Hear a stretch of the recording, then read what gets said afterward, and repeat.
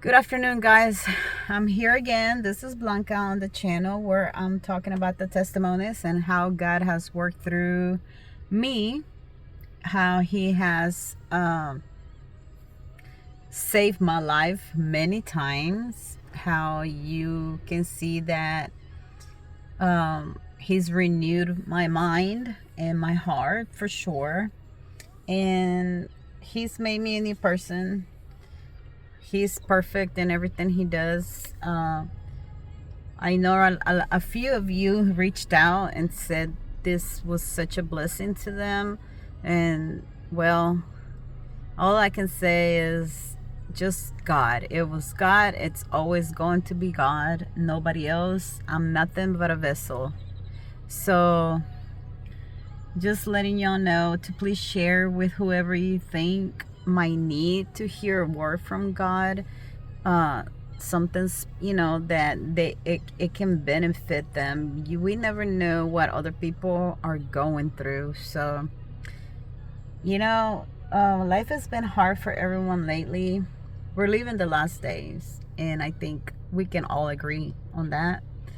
Time is running out, and the grace period is almost over, and I want to see everyone in heaven. I want to see everyone with God. I want to see everyone saved.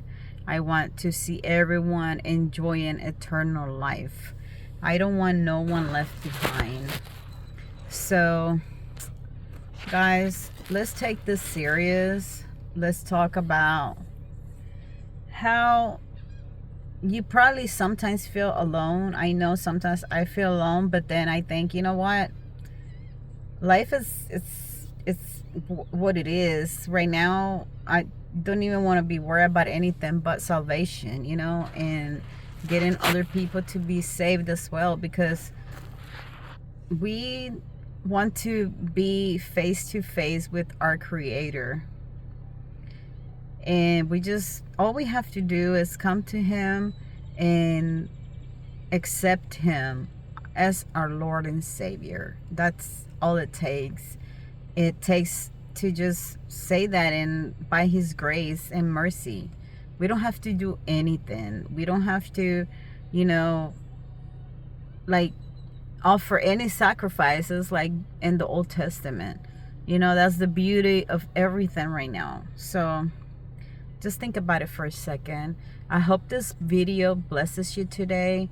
I don't want to bore you. The other one took a while to upload because it was pretty long, but I'm trying to work on the words I speak. And I already said, God, this is you. You have to speak through me. I'm not doing anything. I'm just here, we're just using me to tell God's stories and everything that He's done. So I know the last video was about mostly my childhood up to the age of probably 13 or 14. So I think I need to kind of go in order so you won't get lost or bored. The Spanish ones, I haven't really put them together to where they are kind of in order. I know that I made a bunch in like different sections, but I haven't really put them, in perfectly like order. I probably will put this one as a number 2. And if I'm missing something out, I apologize. Maybe later in other videos, I will probably include those things. So don't think I'm a liar. Don't think that I'm just making up stuff. It's just that sometimes I don't remember things, and I know the Holy Spirit is working to bring this to my attention, to bring it out to the light. So I'm still going through healing. So I believe that it would help big time, so I can remember things and forgive those people. Okay, so I told you about when my aunt sent half of the ticket for me to come to Houston. That was my first time ever in Houston. I believe it was back in 1992, maybe 1991. I'm not for sure. 1993. So it was around those years. I really can't remember. And so I came over here to meet, but instead of meeting my aunt, that was my blood aunt, I ended up meeting with my uncle and his wife who picked me up from the airport. I'm not sure how that worked out because I'm not sure how she even knew I was coming, and she picked me up from the airport. And so I arrived in the airport, I believe the one closer to where I live now. So it wasn't the big airport, the international airport. So I was just in the regular airport. And I remember driving kind of far drive with my aunt because we lived around downtown, you know. It was like southwest part of Houston, because those were my stomping grounds from the beginning. And so I was there for a little while, and I was like, what is this? You know, she was not from El Salvador. She was from Honduras. She was obviously with my uncle, and they had a little boy. I believe he was maybe 3, maybe 2. I can't remember. And so I don't remember really interacting with him at the time. I just know that she picked me up. I was there not long, and then my aunt, my blood aunt, went to pick me up from their house. And I agreed because I obviously wanted to go home. I hope you remember the fact that she had offered to take me back home, because she would usually travel around January back home to El Salvador every year. So I was so excited. I was like, of course, I'm leaving with you. I'm going home. This is it. And so I packed my stuff up and I left with her. And so I went back home. I believe I stayed with her a few days or so. She took me shopping. I met up with my uncle, who's from Dominican Republic. And so my other aunt also had a little boy that was around 3 years old, maybe. And so for that for like a whole year, she took me home. That's when I met up with my mom. I told my mom what had happened. I don't think she realized, you know, the torture and the trauma that I've been through. She just pretty much got upset at my dad, but nothing else was done. Back obviously in the day, there wasn't any cell phones, and long distance calls were pretty expensive. So I feel like that's the reason she probably did not confront my father and my stepmother. So time went on, and I went back home. I obviously was put back in school, and I think I traveled back and forth maybe once more or twice more to Houston, but just to visit. And I would always get desperate to the point that I was like, oh, you know, I don't I don't want to pretty much go back and stay over here. You know, I would get desperate fast, and I would tell my aunt, can you just like do my ticket, you know, like faster? Like, can you just like not make so many days for my, don't extend my stay pretty much. So at this time she would be like, oh, okay, I don't know why I got it for so many days, you know, things like that. So after this, I remember that my mom, the year after that, I was in school, and at this time I was already like 14, and I don't remember if I was in 8th or 9th grade, but that's when I started hanging out with my brother, who was almost 18, and him and my cousin, they were graduating. And I know that I attended graduation parties with him. They ended up started drinking heavily. So I started drinking. I started doing what they were doing. I started listening to what they would listen to. And at that time was heavy metal, and it was American heavy metal, but also Spanish rock. So I knew, in the saying, best of both worlds. You know, I was already starting to understand more the language. And so I was being entertained by my brother, my cousin, and their friends, you know. They thought I was cute, and I would just hang out with them all the time. And obviously they gave me beer. And so I was going with my brother, and I was just hanging out with them. And so after school, sometimes, even with my own little friends, which I had 3 friends, that we were so like popular, you know, the popular kids in school. We were hanging out after school and drinking. I remember that I would come home with like a bus, you know, and I was like, what am I doing? I'm 14. So a few months went by, and my mother was like, you know, your uncle wants you to go and stay over there. And I was like, okay, cool. I guess to me, again, was like, okay, well, I already grew. It was like another a year and a half or so. So I was like 14, and I was like, you know, let me go ahead and take this, I guess, take an offer. I'll go again. I'll go try my luck. This time was going to be with my uncle. So, and his wife, who were from Honduras. My other aunt had already paid for me back and forth, maybe a couple of times, for me to come to United States, obviously, and not to lose my residency.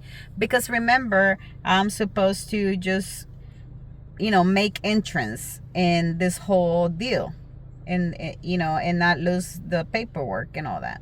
So I did. I went, packed my stuff. I was excited. I was like, oh my God, you know, let's do this. I was older, so I felt, I guess, more mature. And so I agree, not knowing what was coming to me.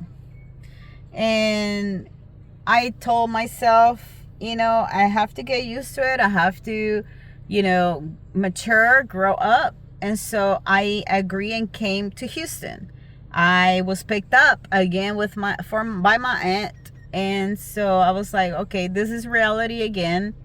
I'm staying here. It's going to be great, you know. I was trying to be positive. So I came to Houston around, I believe, May or June of that year. I cannot for sure tell you if it was back in 1993. I believe it was 1993. So I thought to myself, cool, you know, this aunt, she's nice, she's kind, she takes care of me. And so I stayed. I didn't know what was going to happen.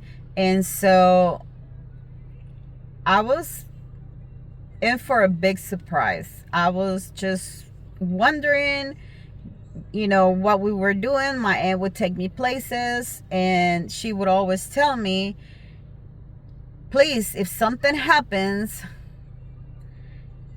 just grab your cousin and run and call 911. I promise you, I was 14. I didn't know the language perfect. I was like, okay, she spoke no English, obviously. And we would always, you know, hang out. I would always hold her purse. She would take care of me and all this. So 2-3 months go by. She enrolls me in school. But at this time, she's not giving me any like ugly comments. You know, she's not telling me, oh, I'm having such a hard time with you enrolling you in school. She enrolled me, no problem. She enrolled my cousin. So August started, but we would always go to her sister's house, apartment. And I don't know what they had going on, to tell you the truth. I was a child. I would just try to mind my own business. But I knew that there were shady things going on with her sister's boyfriend. They were from Honduras, obviously, but that was her half-sister. Me and my aunt, like, we had a really deep connection. I don't know why. She took care of me, like I said, and I just felt protected by her. She helped her family so much back in Honduras. She was always providing. She was always sending boxes of clothing. She would always help my mother and my grandmother at the time they were still alive, and both of my grandparents. So somehow she makes these bad choices, and she would show me things that I shouldn't have been taught. At the time, I didn't know what she was doing, but the more I grew up, I realized what she was doing. And she was shoplifting in like stores, secondhand stores, like thrift stores. And I was like, well, why are you putting the stuff in your purse? You know, I knew that it was a form of stealing, but she would tell me she would buy other things and then hide the rest. And I was like, well, why are you doing this? You know, but I'm very like a very quiet person, and I just don't like confront people like that. So when time went on, and I remember that she would always make jokes that she wanted to have a little girl with my uncle. And I was like so excited because I was like, oh yeah, I want a cousin, you know. And she's like, wouldn't that be amazing? I was like, yeah. So I remember them talking about getting like a house or something like that one night. And I, you know, sometimes I would sleep in their bedroom with my little cousin in another bed. And I can hear them talk and making plans. And they would always include me and her sister, because her sister, as a matter of fact, was coming to live with us as well. So me and her, we were supposed to share a room. You know, pretty much her and her sister, we were supposed to grow up together. I'm 14 at this time. I don't know how old her sister was. I think she was a little older than me. So I would always kind of say hi to them over the phone. You know, it was such a great little family environment to me. But I still miss my mom. So right after this, I'm thinking, okay, so it's a nice life. You know, this feels better than my father and my stepmom and my cousin, because my little cousin, my sister and my brother, because my little cousin was nice. You know, he was a kid. He was 4 years old. So he couldn't like bully me. So we were just like brother and sisters hanging out. And time came whenever I started school, which it was mid-August. You know, the heat is terrible here in Houston. Everyone can agree to that as well. And so I started going to school, and I remember walking, but when she had time, she would pick me up because she did have a car. So one Sunday, and specifically one Sunday, we're all eating fish. I still remember that I was trying to feed my cousin, and she said, be careful, don't choke him, because you can bring him back to me. And I just laughed. You know, it was my uncle and her. It was like a family member she had. It was an older man, a very respectful one. You know, he treated me and my little cousin like fun. You know, he would take us out to eat. He would drive us around in another car. So to me, it was fun. You know, he respected me. It was a totally different situation than in my dad's. And so I feel secure, and I feel respected. So she tells me, let's go do laundry on that Sunday. My uncle always drank. He always had beers, but not excessively. So I didn't, again, pay much attention. I just knew when he came home every day, he would drink beers, and he would drink the big bottles. You know, I didn't know how deep was the addiction at this time. So that Sunday, she's like, let's go do laundry. And I said, okay. So we have all these big old things of clothes, you know, and I was like, well, this is a lot of clothes. You know, it was Sunday afternoon. My uncle and the other person, he was an elder, they go and take a nap, you know, and after we eat lunch. So me, my aunt, and my little cousin take off. And on the way to the laundromat, she decides to stop at her sister's. At the entrance of the apartment complex, I don't know anymore the name of this complex. I don't know if anyone will ever hear this testimony and remember, yes, I remember there was a shooting, you know, back in 1993 or whatever year it was. I don't know. But I know that we were going towards her sister's, and she ran into her sister's friend, who complained to my aunt saying, oh, you know, your sister just got hit by her boyfriend. And my sister was so mad and fuming. I remember, you know, it's just very traumatizing as well, because I remember thinking, I hope nothing happens. And I just don't know why I would think things if I was a kid and I had no idea who God was. I don't know, like, what was going on. I just knew that I felt weird in my spirit. I know God was with me. I know angels were surrounding me and my cousin. But I don't know why anything happened the way it did. That day marked my life forever. And again, it was God's plan. It was his perfect plan. Whether we like it or not.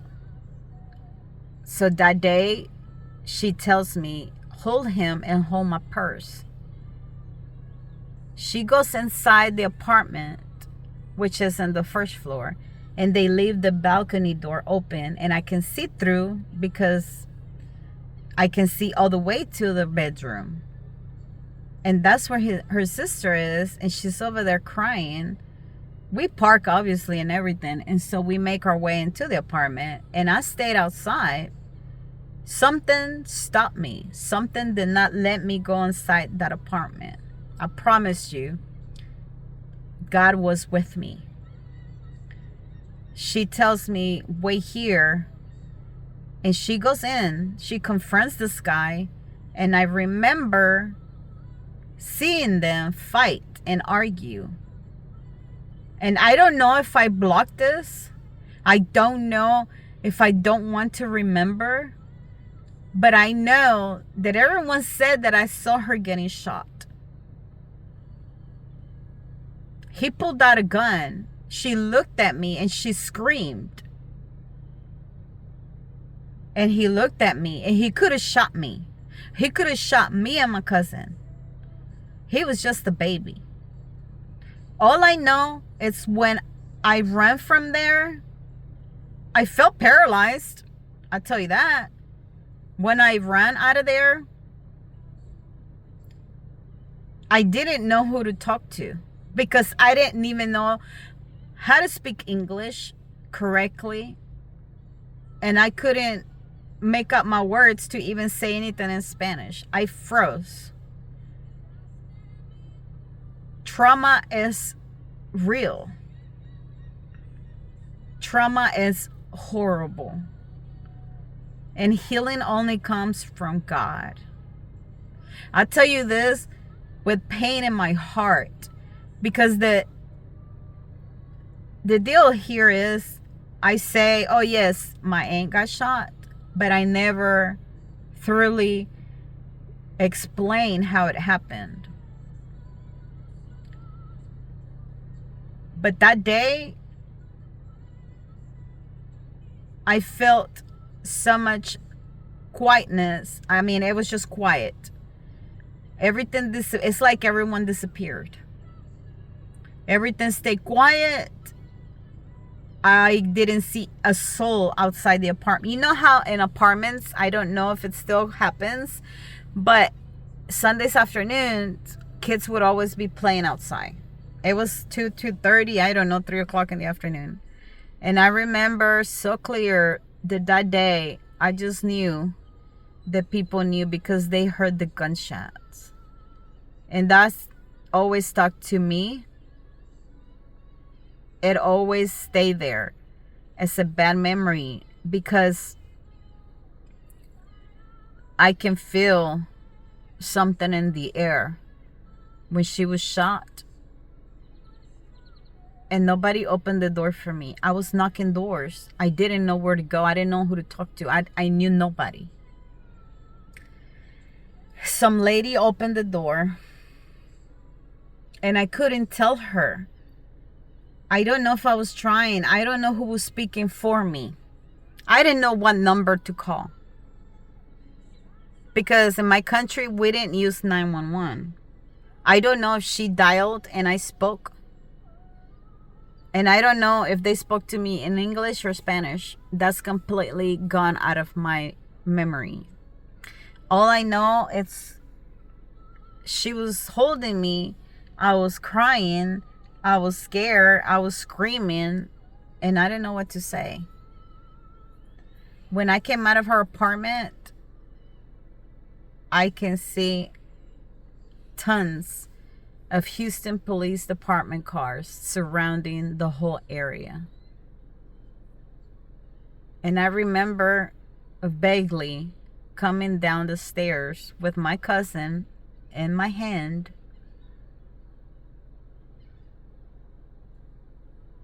and going around, and it was already too late.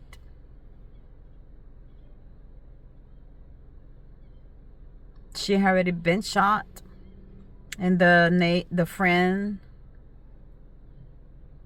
had already closed her eyes. She had already said to her, please take care of them. Tell him I love him, and tell Carlos, who was my uncle, that I love him. I don't know what happened. I think the whole stuff, the whole seconds, minutes, whatever, were gone out of my memory. But I remember feeling so much anxiety, not knowing what was going on or what was going to happen. And the cops held me and my cousin right outside the apartment. I don't think we were even allowed to move. I don't think we were allowed to go inside and see her no more.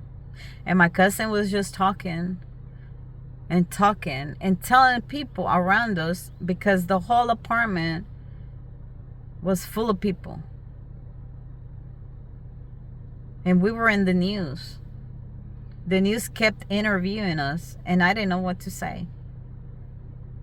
And I kept looking at my cousin like, why are you speaking so much? Are you not sad? Are you not crying? What's wrong with you? But he was a kid. I couldn't demand for him to just be quiet because he was a kid. He didn't know, I guess, what really went on. The whole night was torture. It was hours and hours, and I was tired, and I was hungry, and I was thirsty, and I was hot. And I was just outside, and the cops kept investigating, and they didn't even get the guy. The guy took off. And it was so hard because my uncle wasn't even awake. I don't even know how they got a hold of them, because they called. My uncle was knocked out, drunk. And the other guy answered the phone, and he woke him up. So they both drove to where we were at. And that's where the nightmares started. Because it was like 10 or 11 at night. I can see my uncle screaming and crying. I saw his face. I remember the pain in his face. He was lost. He was screaming. And I didn't know what to say. And I remember the dirty laundry still on my aunt's car. And I remember the cops wouldn't let me or my cousin go nowhere. I don't know what I did in the car, because I did go into the car to do something. And I remember thinking, she's not here no more. So what now? But I know that I was held back in a cop's car, and I was taken to downtown around 12 o'clock midnight or 11. I don't remember. It was late. I was so tired. I was traumatized. I was 14 years old. And we didn't come back. They did not release me until 2, 3, 4 in the morning. I don't remember. At this time, nobody knows what's going on back in my country, and definitely not in Honduras. But let me tell you this. When I was in downtown in the interrogation room, I felt like I was in trouble. I was scared and anxious. I didn't have any parents there with me. I didn't have an adult for me. I was put a lie detector test. I don't remember what I even said. I don't know anything. I don't remember a thing. I just remember being scared. And I was being interrogated by detectives. When I finally was released, my uncle took us home. I don't know how he drove. I don't know how we got home. I remember when I came to the apartment, it was cold. It was very cold. And now that I think about it, I don't know if it was because she died and I felt things. I knew things even then. I don't know. But I felt cold. And I remember my uncle made me call back home in El Salvador. And I remember my mother passing out, my grandmother, everyone screaming. But I definitely remember the pain when we had to call her mother, her parents, her grandmother, her sisters. It was heartbreaking. She was the backbone of that family. I'll tell you that right now.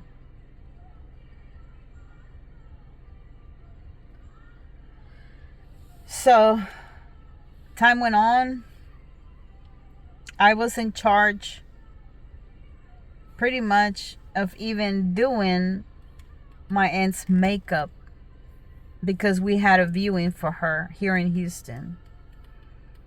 Those times, I only remember short versions of it. I remember bits and pieces of how I helped my uncle pick out a dress for her. I remember it being August 29th. And I also know that all his co-workers were coming to the funeral home, giving us their condolences and giving him money, helping him out. And so it was crazy because I was having to stand by him as a support system. Nobody else was there. Maybe a couple of more adults. I don't remember who they were. But I had a lot of responsibility in my hands. And it wasn't fair to me. He told me he was going to travel to Honduras, but first he was going to go to El Salvador with my cousin to pick up my grandparents to go bury her. And I was like, so I'm staying home alone? And he was like, yeah, I'm just gonna go out. I'll be there for about a week. We're going to bury her in Honduras. And I was like, I guess. My birthday was coming up. I was turning 15 years old.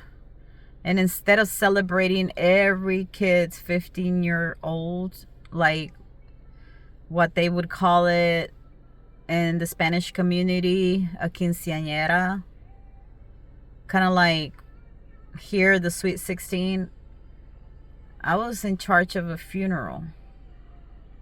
I was in charge of a dead person.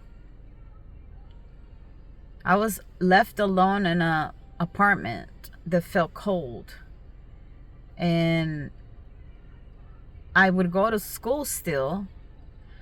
And I had to take the death certificate of my aunt to school to excuse myself because I was out for days during the whole viewing of my aunt. I had to go and face the office people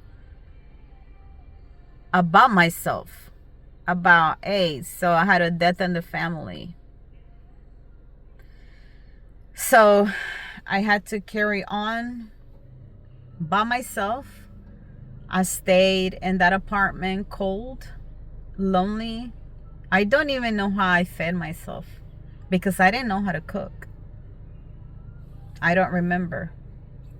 I know that my aunt's brother-in-law, our ex-brother-in-law, the older man that stayed with us, was still coming home after work, but sometimes he would come home so late. And it was sad. I think he took me out to eat on my birthday because he didn't even know. But he was very kind to me. He was around probably 6 years old. He was very sweet and loving to me and my cousin. And I don't remember if he took me out on my birthday or days later that he found out. But that wasn't fair to me. But I know God was with me even then.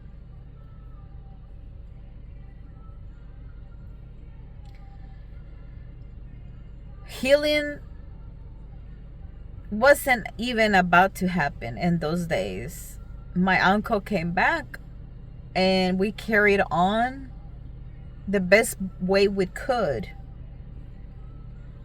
But he became a heavy alcoholic, a heavy drinker, more than before.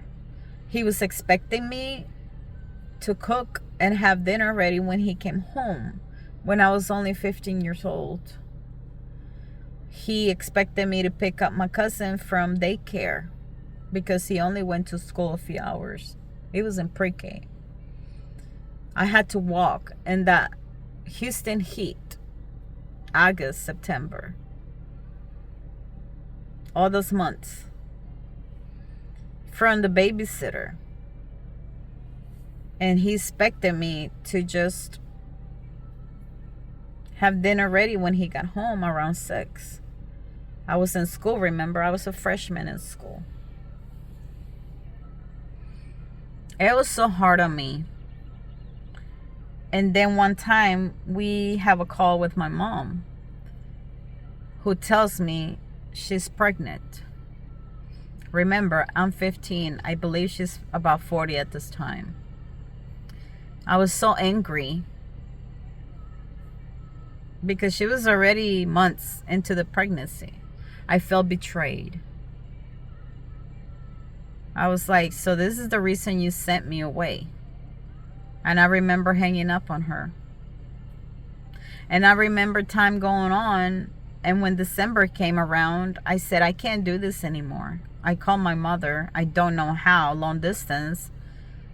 And I said, I cannot do this because he yells at me. He became verbally abusive to me.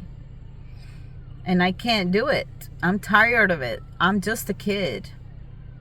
And my mom said, okay, that's fine. You can go live with your aunt, but you have to speak to him. You can't just leave his house like that. So I spoke to my aunt and she told me the same thing. And she said, go stay with one of your friends until I can come get you. So Christmas break was coming up and I took that chance. And I told him one day when he came home from work, he was happy. He had socks with him that some coworker had given him for me and my cousin for Christmas, and he was happy. And he said, look what I have, and we're gonna do this for Christmas and do this. And I said, I'm sorry, I had already packed my stuff that day and I had already taken it to a friend's house. We had already asked for permission by her parents that I would spend that one night with her. And I said, I can't do this anymore. My aunt's coming to get me. Can you please allow me to stay here one night? And I remember seeing her life, and I wish I had her life, because she had both of her parents who did not raise her, but they had her in Houston, and she did whatever she wanted to, and she had a perfect teenage life. She didn't have to worry about anything. She had zero responsibilities other than cleaning around and doing her chores. She had her own room, and it was a beautiful room. And even though she cried so much for her aunt who raised her, apparently, she had both of her parents. And she had no shame in telling them, look, I don't feel this way, and I don't like this, and this and that. She had her battles as well, but she was with her parents. And I remember feeling jealous, but like I want to be safe. I want to not have the responsibilities that I'm carrying on my shoulders now. at 15. So I told my uncle that night, I'm sorry, but I'm moving out. I grabbed whatever I could. I know that I left things behind.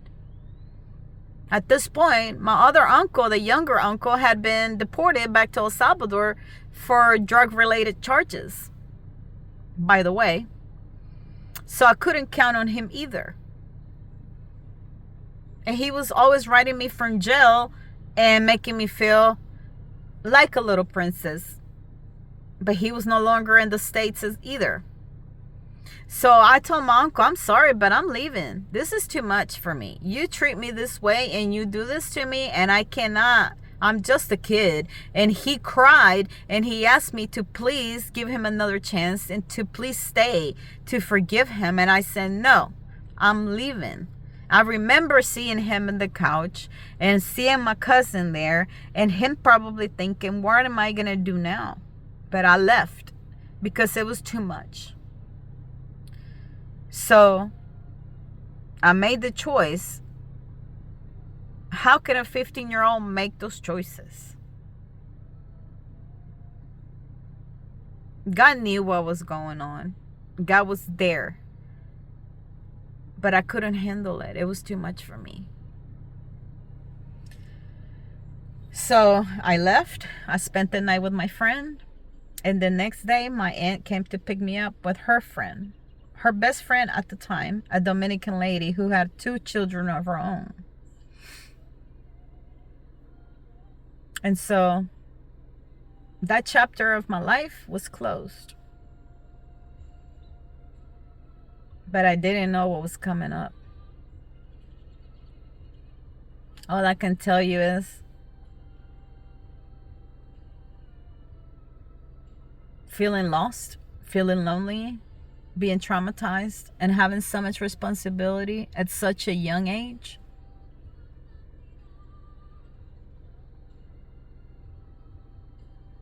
That's what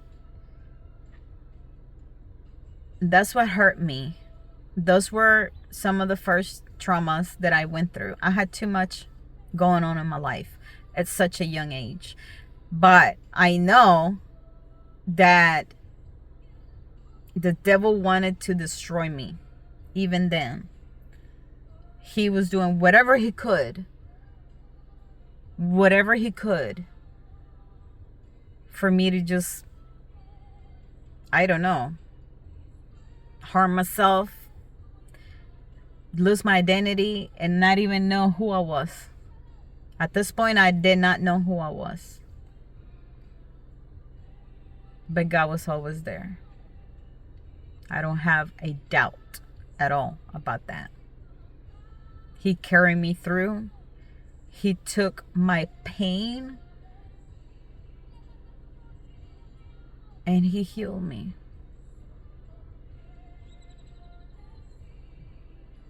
My God is love. He's full of love. He's full of grace and mercy. And I don't know what you're going through today.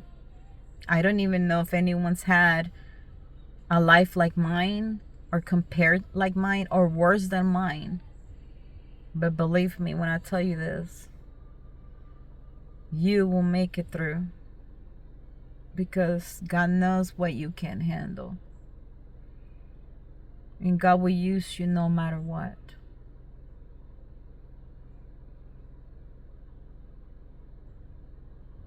The next chapter in my life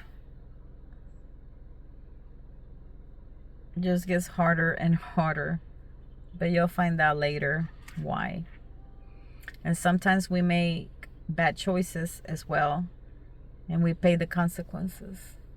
But God's still there. He's still in the midst of the storm. And it doesn't matter. You're going to go through storms. But He's just not going to leave you alone. That's just the beauty of it. That God never lets you go. And He never lets you be by yourself. It don't matter how many people leave you. You're never alone. I pray this blesses you. I pray that somehow you understand that God is all we need. Thank you for listening. God bless you. And have a great day.